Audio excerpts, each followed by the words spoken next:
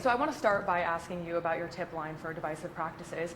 My first question is, if this is meant to be a public service for parents, then why not make the responses public record? Well, first of all, it's been completely mischaracterized by the media. It's part of our constituent services, it's an email address, and it's part of the many ways that Virginians communicate with the governor. We get letters, we get phone calls, we have email addresses, and so this was an invitation to hear from people about education. And this communication is confidential. It's just like if you wrote me a letter, I wouldn't disclose that letter. It makes me a better governor because it gives me a chance to listen. And that's part of why I think Virginians elected me, is to actually have a governor who will listen to them. And so that's what our constituent services does. And in fact, we do it across a whole bunch of topics. And we continue to listen and continue, hopefully, to be a better governor.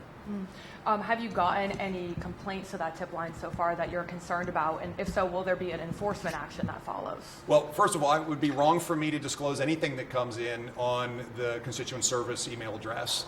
And there's not an enforcement thing here. This is about listening. This is about listening to parents in this case, but also to teachers and to students and to administrators about education in Virginia.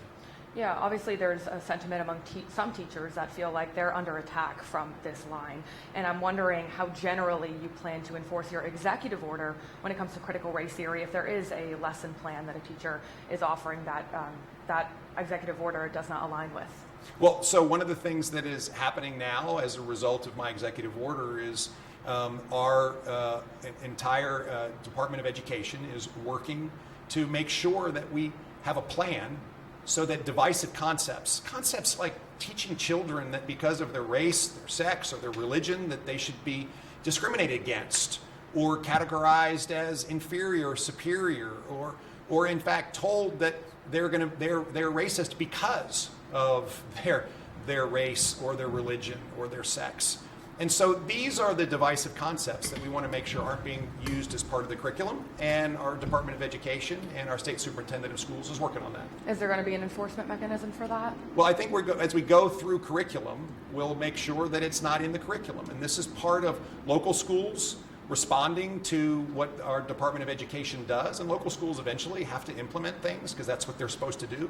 And so we're going to partner together just to make sure that divisive concepts, and there really isn't a debate about whether teaching children that they're inferior or superior based on their race or their religion or their sex is a good thing.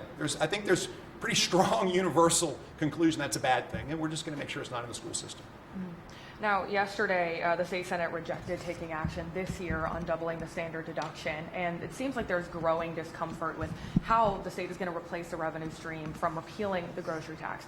So my question to you is, how do you respond to those who feel like you're doing too much too fast, and would you be opposed to slowing down some elements of your tax reform agenda in favor of a broader study to act on later?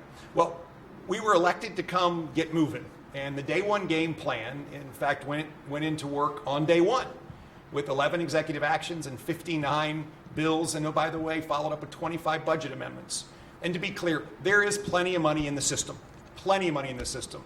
In fact, it was projected based on the baseline that there'd be over a $3 billion surplus in this fiscal year, growing to over $4 billion. There's plenty of money in the system. I'm disappointed in some of the statements coming out of the Senate because they're purely partisan. And we'll pass our whole agenda in the House, and the Senate will have another chance, because what I hear from individual senators is they're very much supportive of many, many elements of our day one game plan. This is a moment for us to deliver for Virginians.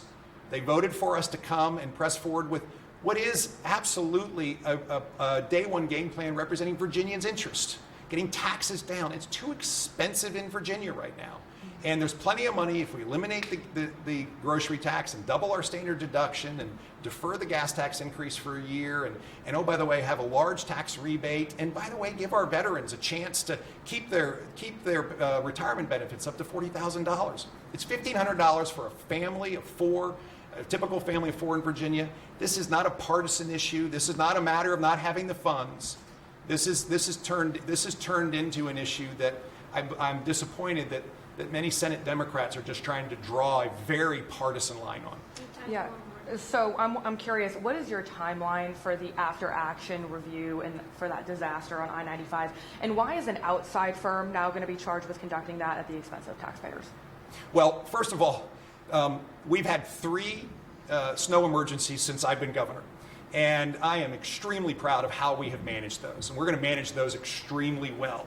And we just then are going to look back and see what happened prior to I was governor. But my focus has been foremost on making sure that we bring to bear the resources and capabilities necessary to take care of Virginians now. Do you have a timeline for that? I don't have a timeline for that. I will tell you right now, with 3 states of emergencies that we've had to deal with, and I think the teams have done a great job, Virginians should rest assured that we're on the job. Can you explain any direct actions you've taken so far on improving customer service at the VEC? Has that process started? We have started that process at the VEC. It was broken, very broken, with huge backlogs. And so to manage everybody's expectations, it does not get fixed overnight, although we have incredibly capable people working on it. I get a weekly update, and I can tell you we are making progress to make sure that benefits are processed, that fraudulent benefits are not, and that we have a much better process to addressing this. This is not going to get fixed overnight, but we are going to fix it. Can you tell me any specific steps? Any specific steps, like hired more staff, like just to clarify? Well, we've now just appointed our head of the VEC. Right. And so we've been here for 3 weeks. I have fixed a lot of businesses in my career. I know exactly how to do this. And we are going to deliver on our promise to get the VEC fixed. Thank you so much for your time.